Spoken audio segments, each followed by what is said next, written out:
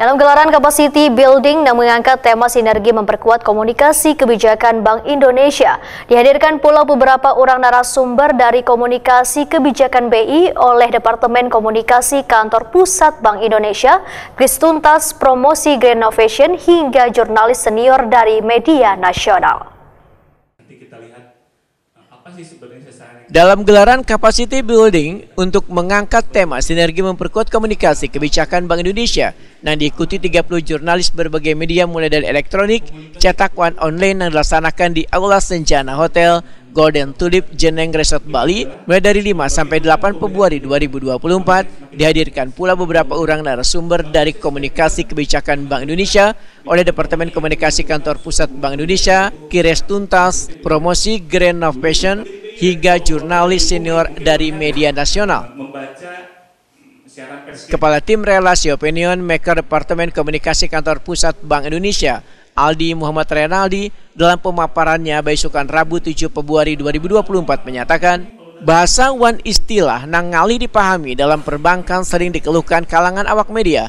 Namun bahasa maupun istilah yang digunakan tersebut adalah bahasa sehari-hari nang sudah baku. Walaupun demikian, Bank Indonesia berupaya menyatukan kesamaan dengan insan media terkait penulisan-penulisan ekonomi perbankan. Bahkan Bank Indonesia, ujar Aldi Muhammad Renaldi, mengkonsultasikan istilah-istilah tersebut supaya bisa dipahami publik. Terkait dengan apa yang kita lakukan sekarang di Bank Indonesia. Jadi kalau istilahnya Pak Peri, menurut kami, Bank Indonesia sekarang itu punya dua manis. Jadi ini mungkin saya akan masuk ke situ, bahwasanya sebetulnya kita sekarang punya dua kebijakan. Jurnalis senior Inspektor Daily Totok Hari Subagio menyatakan insan media harus memahami istilah-istilah yang sudah baku di perbankan, sehingga harus memahami pula filosofinya yang sesuai dengan kaidah bahasa Indonesia. Totok Hari Subagio pun menyatakan apresiasinya pada penulisan berita yang di dalamnya diselipkan bahasa daerah, dikarenakan secara kada langsung bisa memperkenalkan bahasa daerah ke warga dari daerah lain di Indonesia. Sulit itu istilahnya, kadang-kadang walaupun kita terangkan maksudnya kira-kira begini, tapi selama itu pakai aja bahasa daerah. Itu yang penting, yang bahasa daerah layak untuk kita ini, dan siapa tahu itu malah menjadi masuk ke kosakata bahasa Indonesia yang baik dan benar. Di Indonesia kalau salah sekarang masih ada 100.000 bahasa Indonesia kata tadi yang saya bilang, siapa tahu itu bisa menambah kosakata. Oke.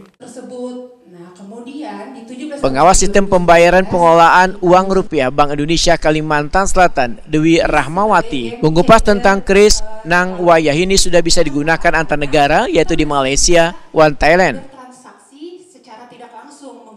Melalui kris antar negara, ujar Dewi Rahmawati, maka transaksi antar negara kada lagi mengkonversi atau menukarkan mata uang wayah berbelanja di negara yang dikunjungi, namun cukup dengan memindai kode QR. Itu sekarang kita berharap di mancanegara, boleh next. Nah ini tadi ini pembayaran QR di Malaysia ya Bapak Ibu, jadi Mas Bimarto tinggal transfernya seperti biasa. Kemudian kalau transfer peer-to-peer transfer ini seperti biasa juga Bapak Ibu. Sedangkan pemateri terakhir adalah ekonom junior kelompok perumusan Kekda wilayah Wan Provinsi Kantor Perwakilan Bank Indonesia Provinsi Kalimantan Selatan, Aditya Wiratama Putra. Bapak Ibu sambil dibuka.